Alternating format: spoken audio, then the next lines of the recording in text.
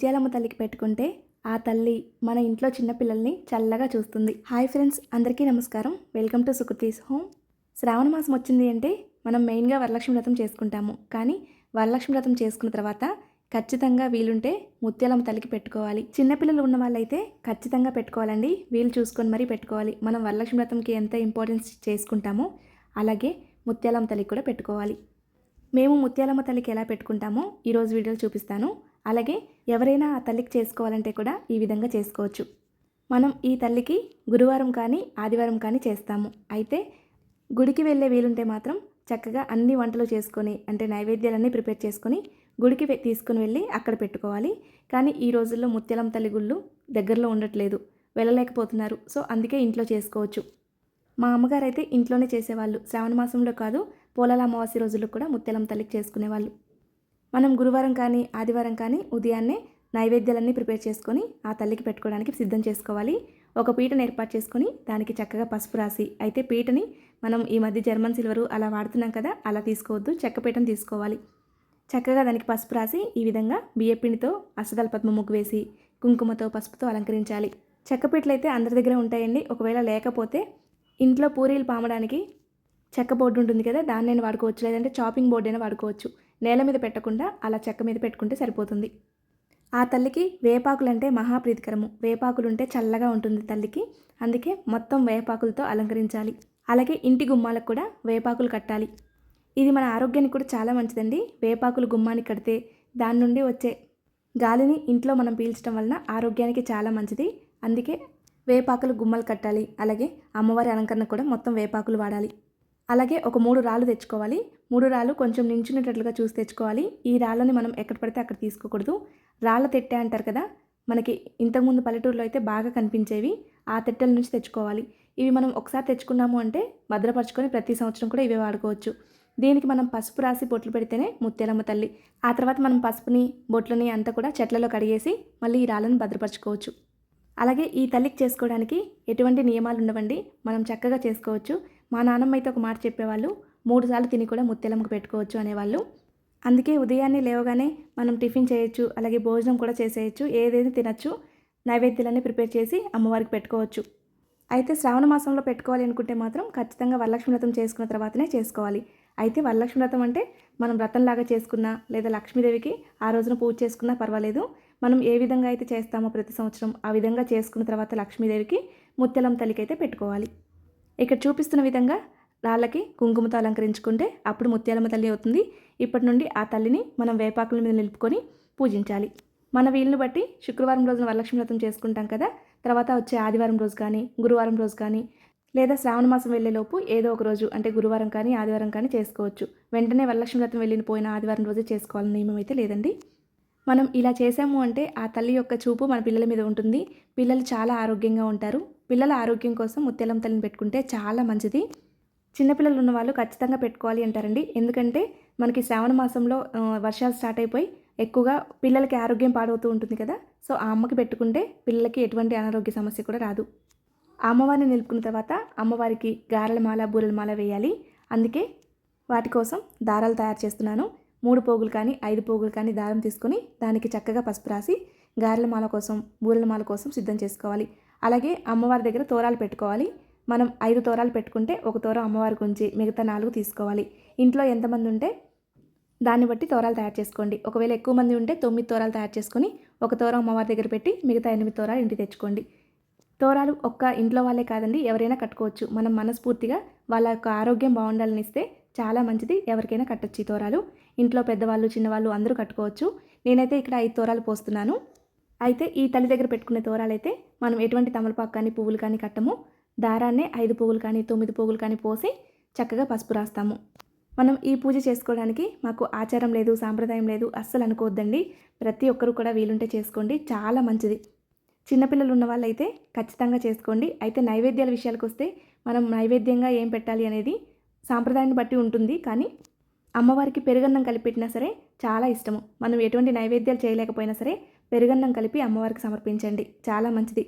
ఇంకా పోలాల అమావాస్య టైంలో అయితే ముందు రోజు సాయంకాలం స్నానం చేసి అన్నం వండేసి ఆ అన్నాన్ని పెరుగన్నం కలిపి పెడతారు.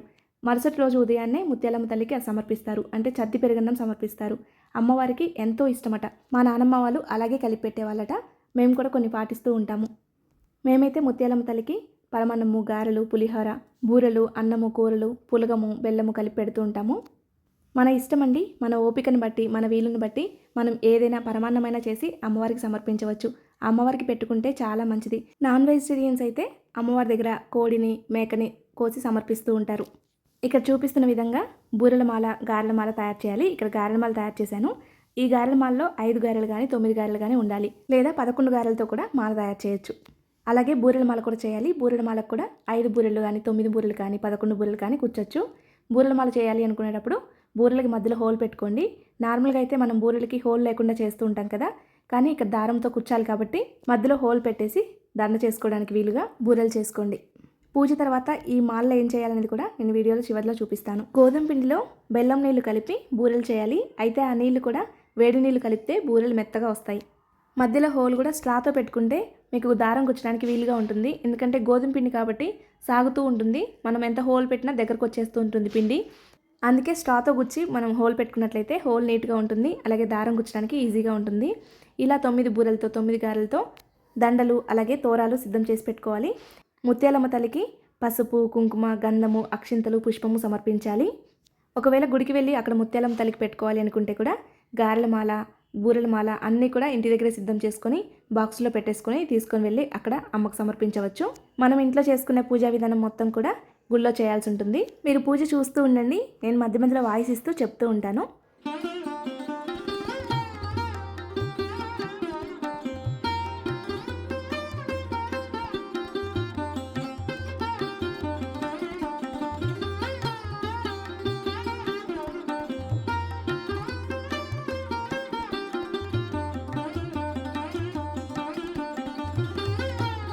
ఇలా గారెల మాల, బూరెల మాల తల్లికి సమర్పించిన తర్వాత మనం సిద్ధం చేసుకున్న తోరాలు ఉన్నాయి కదా, అవి కూడా ఆ తల్లికి సమర్పించాలి. గుడికి వెళ్ళేటప్పుడు తోరాలు కూడా తీసుకొని వెళ్ళి అక్కడ అమ్మకు సమర్పించాలి.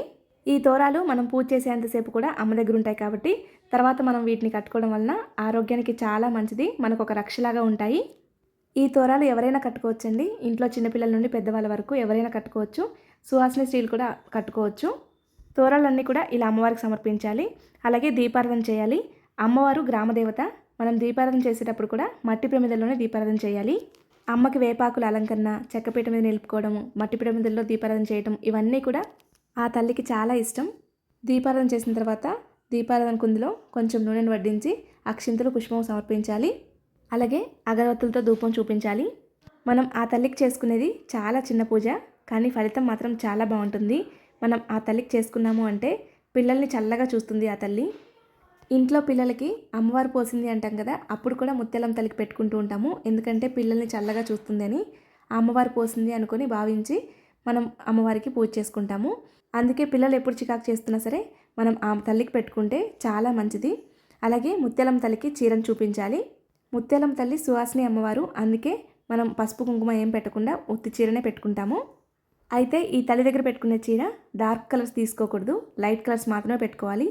పెళ్ళైన కొత్తలో అయితే చంటి పిల్లలు ఉన్న వాళ్ళైతే తెల్ల చీర పెట్టుకుంటే మరీ మంచిది. మనం తెల్ల చీర పెట్టాము అంటే మళ్ళీ తర్వాత మనం యూజ్ చేసుకోలేం కదా, అందుకే డార్క్ కలర్స్ కాకుండా లైట్ కలర్స్లో ఏదైనా శారీ పెట్టుకోవచ్చు. శారీని అమ్మవారికి చూపించాలి. ఆ తర్వాత నైవేద్యాలు పెట్టాలి. మీరు వీలుని బట్టి మీరు ఏ నైవేద్యం సమర్పించాలో ఆ నైవేద్యం సమర్పించండి. మా అమ్మ అయితే పులగం సమర్పిస్తుంది. పులగం చేసి దాని మీద బెల్లం పెట్టి నెయ్యేసి ఆ ముత్యాలమ్మ తల్లికి సమర్పిస్తుంది. కొంతమంది ఇలా మహానైవేద్యం సమర్పిస్తాము. కొంతమంది పరమాన్నం ఒకటే సమర్పిస్తారు. కొంతమంది పులగం ఒకటే సమర్పిస్తారు. కొంతమంది పెరుగన్నం ఒకటే సమర్పిస్తారు. అలా వాళ్ళ వీలుని బట్టి వాళ్ళ ఆచారాన్ని బట్టి సమర్పిస్తూ ఉంటారు. నేనైతే ఈరోజు పులగం కూడా సమర్పిస్తున్నాను. పులగం అంటే కొంచెం పెసరపప్పును వేయించేసి దాంట్లో బియ్యం పోసి కడిగేసి బియ్యం వండేసేయటమే. అలా రైస్ వండి దాంట్లో కొంచెం బెల్లమను నెయ్యేసి అమ్మవారికి సమర్పించాలి. నేనైతే పులిహోర, పరమాన్నము, గారెలు, బూరెలు, పులగము, దోసకాయ పప్పు కూర, బెండకాయ కూర, దోసకాయ పచ్చడి ముక్కలు, పప్పు, సాంబారు సమర్పించాను. అలాగే రైస్ పెట్టేసి మహానైవేద్యం సమర్పించాను. అలాగే ఈ పులగం పెట్టినప్పుడు పులగం ఒకటే అలా సమర్పించకూడదు. ఇక్కడ చూపిస్తున్నాను కదా, పులగం మీద కొంచెం బెల్లం పెట్టేసి దాని మీద నెయ్యి వేసి అమ్మవారికి సమర్పించాలి. అమ్మవారికి ధూపం అంటే కూడా మహాప్రీతికరము. మనం ధూపం వేస్తే కూడా ఇల్లంతా కూడా వేయండి. అలాగే అమ్మవారి దగ్గర సాంబ్రాణి ధూపం వేయడానికి ప్రయత్నించండి. ఒకవేళ వీలు కాకపోతే ధూప్ కప్స్తో ధూపం వేయచ్చు. నైవేద్యం సమర్పించాక ధూపం చూపించి హారతి చూపించాలి.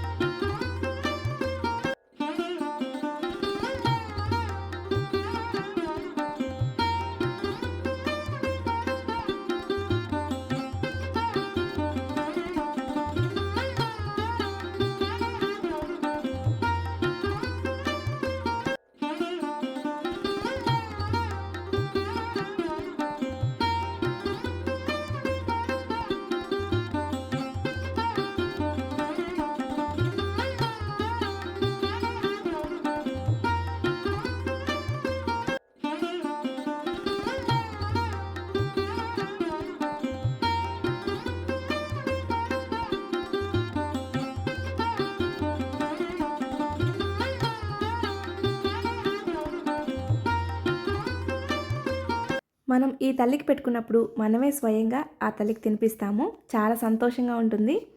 నైవేద్యం సమర్పించి హారతి ఇచ్చిన తర్వాత అమ్మవారి దగ్గర పెట్టుకున్న చీరను తీసి నమస్కరించుకొని మనం స్వీకరించాలి. అలాగే మనం అన్నీ కలిపి ఒక విస్తర్లో పెట్టాం కదా, అవన్నీ తీసుకొని ఒక విస్తర్ తీసుకొని మొత్తం అన్నీ కూడా కలపాలి. మామూలుగా మనం ఎప్పుడు కూడా అన్నీ కలుపుకొని తినాం కదా, కానీ అమ్మవారి దగ్గర ఇలా అన్నీ కలుపుతాం కదా, అది చాలా టేస్టీగా ఉంటుంది.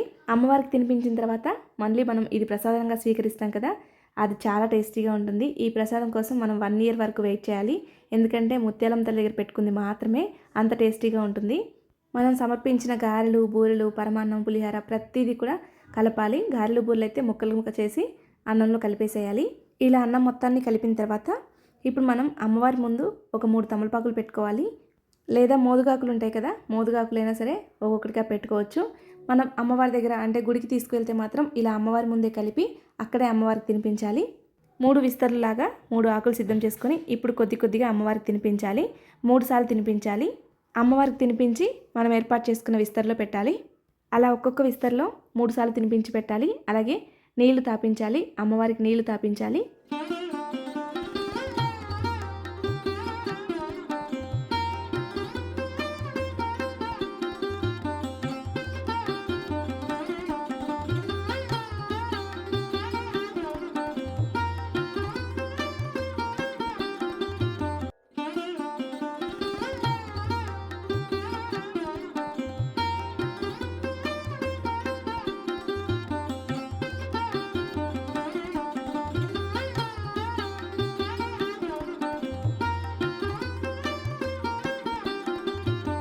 అమ్మవారికి నైవేద్యం తినిపించిన తర్వాత ఇలా ఒక తమలపాకుతో నీళ్లు తీసుకొని అమ్మవారికి తాపించాలి.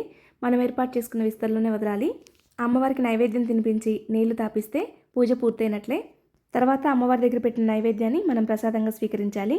అలాగే అమ్మవారికి గారెల మాల, బూరెల మాల సమర్పించాం కదా, అమ్మవారికి మనస్ఫూర్తిగా నమస్కరించుకొని ఆ మాలలు తీయాలి. మనం ఇంటి చాకులలో ఉంటారు కదా, వాళ్ళకైతే ఒక జాకెట్ ముక్కలో ఆ మాలలు పెట్టి మీ వీలును బట్టి 51 రూపాయి లేదా 11 రూపాయలు కానీ 51 రూపాయి కానీ 101 రూపాయి కానీ అలా మీ వీలుని బట్టి వాళ్ళకి చాకులోళ్ళకి ఇవ్వాలి. చాలా చలవండి అలా ఇస్తే. అమ్మవారికి సమర్పించిన మాల కాబట్టి చాలా శక్తివంతమైంది. వాళ్ళకు కూడా చాలా మంచి జరుగుతుందండి. వాళ్ళు ఆ గారెలు, బూరెలు తినేసి మధ్యలో ఉన్న దారాన్ని చేతికి కట్టుకోవచ్చు. ఒకవేళ మీ ఇంట్లో చాకులోళ్ళు లేకపోయినా, అంటే ఈ రోజుల్లో చాకులోళ్ళు ఎవరో నార్మల్ వాళ్ళు ఎవరు తెలియట్లేదు కదా, ఇంతకు ముందు రోజుల్లో అయితే ఇంటికి ఒక్కళ్ళే చాకులోళ్ళు ఉండేవాళ్ళు. వాళ్ళ ఫ్యామిలీ నుంచే చాకులోళ్ళు వస్తూ ఉండేవాళ్ళు. ఇప్పుడైతే అలా లేదు కదా. సో మీకు తెలిసిన వాళ్ళకి ఎవరికైనా ఇవ్వచ్చు. అంటే లేని వాళ్ళని చూసి ఇవ్వండి, చాలా సంతోషపడతారు. అలాగే అమ్మవారి దగ్గర పెట్టిన తోరాలు కూడా ఒక తోరం అమ్మవారికి ఉంచి మిగతా తోరాలన్నీ తీసి ఇంట్లో అందరూ కట్టుకోవచ్చు. దీపారాధన కొండెక్కిన తర్వాత ఆ ప్రమిదలు తీసి మళ్ళీ ఇంట్లో యూజ్ చేసుకోవచ్చు, మళ్ళీ మనం కడిగేసి. అలాగే అమ్మవారికి బుధించాం కదా రాళ్ళని, ఆ రాళ్ళని శుభ్రంగా చెట్లు మొదట్లో కడిగేసి మళ్ళీ ఆ రాళ్ళని దాచుకొని మనం ప్రతిసారి ముత్యాలమ్మ పెట్టుకోవడానికి ఉపయోగించుకోవచ్చు. పీటను కూడా చక్కగా ఏదైనా చెట్టు మొదట్లో కడగండి. మనం తల్లి దగ్గర పెట్టుకున్న వేపాకులు, పువ్వులు ఇవన్నీ కూడా పారే నీటిలో కలపాలి. ఈ విధంగా ముత్యాలమ్మ తల్లిని శ్రావణ మాసంలో పెట్టుకుంటూ ఉంటాము. మనం ఎవరైనా పెట్టుకోవచ్చండి, దీనికి ఎటువంటి ఆచారం ఉండదు. చిన్నపిల్లలు ఉన్న వాళ్ళైతే మరీ ముఖ్యంగా పెట్టుకుంటే ఆ తల్లి చల్లగా చూస్తుంది. చూశారు కదండి మేము ఎలా పెట్టుకుంటాము శ్రావణ మాసంలో ముత్యాలమ్మ తల్లికి అనేది. ఈ వీడియో మీలో కొంతమందికే నచ్చింది అనుకుంటున్నాను. అలాగే మీలో కొంతమందికైనా ఉపయోగపడుతుంది అనుకుంటున్నాను. మీరు ముత్యాలమ్మ తల్లికి పెట్టుకుంటారా, ఎలా పెట్టుకుంటారా అనేది కూడా నాతో కామెంట్ సెక్షన్లో షేర్ చేసుకోండి. అలాగే మీరు ఒకవేళ పెట్టుకోవాలి అనుకుంటే ఇంకా ఏమైనా సందేహాలు ఉంటే కూడా నాతో కామెంట్ సెక్షన్లో షేర్ చేసుకోండి. ఈ వీడియో కానీ మీకు నచ్చినట్లయితే లైక్ చేయండి, మీ స్నేహితులకి బంధువులకి షేర్ చేయండి. మరిన్ని వీడియోస్ కోసం మన ఛానల్ సబ్స్క్రైబ్ చేసుకోండి. ధన్యవాదములు.